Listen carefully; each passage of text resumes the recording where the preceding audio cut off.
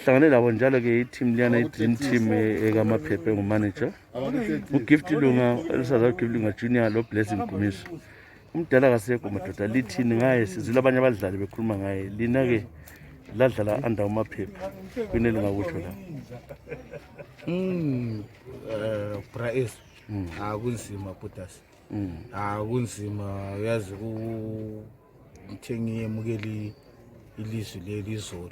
Ama 11-12 benisithi ngene kumbe abantu ngama-room njenga eviki epheleleyo bebe babeka abantu bathi umdala kasekho sayithuka but yesh kuhlungu kakhulu ke Gumiso wena ubulapha ngibuse South Africa ubuye ulanda lokho. No, I mean, I was in South Africa, but my mom passed away, I think 3 weeks ago. So I was in Mtare. From Mtare, I went to Harare. Then I came here. I think 2 days after I heard about Maphepha's passing away. So lina lizamkhumbula ngani? Kuyini lokhumbula kule speech asenza. Siyakwazi ukwalichanga emnyathi indaba yechekile. Wathi check ya faxwa. Wathi imali ya faxwa nala believe. Uzamkhumbula ngani kakhulu? Mina memories kamdala wale kakhulu. Vele abanye vele hayi kwaphongo wakhuluma but hey umdala ngowethu. Umdala kuze ngibe lapha umdala izinto ayemfundisa zona ambona umdala wami ezinye akaze ngifundise zona. So vele igepho ayichile. Angasi even ngubona la umama enhlezi laye. Umdala waye elesandla. Ingazi ngasekho ukuthi sizancediswa ngubani. Nguye ukukhuza leli isincedisa. Umama enhlezi laye sibili khathesi. Wena ungathi ubuya kuWilanders kwancedwa nguMaphepha ukuthi ubuye la.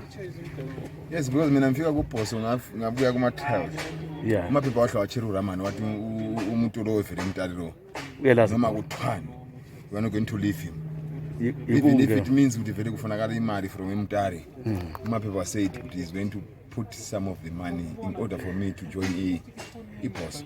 And the other thing is when we played Buffaloes in Mtare, uMaphepha said before leaving Mtare, we played against the Buffaloes in Mtare, and uMaphepha said he's not going to leave Mtare before seeing my parents. It's unfortunately both of my parents they passed before Maphepha. Yes.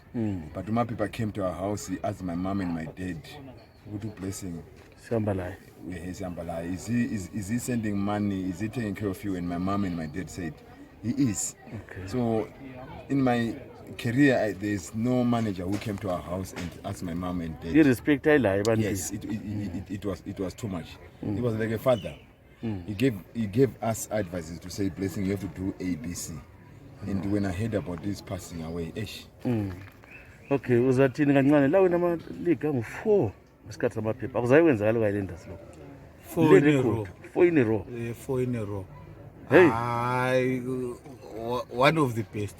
Ngoba thina sasithi ngasisegemini sikwazi ukuthi hayi silo umuntu osikhokhelayo phambili.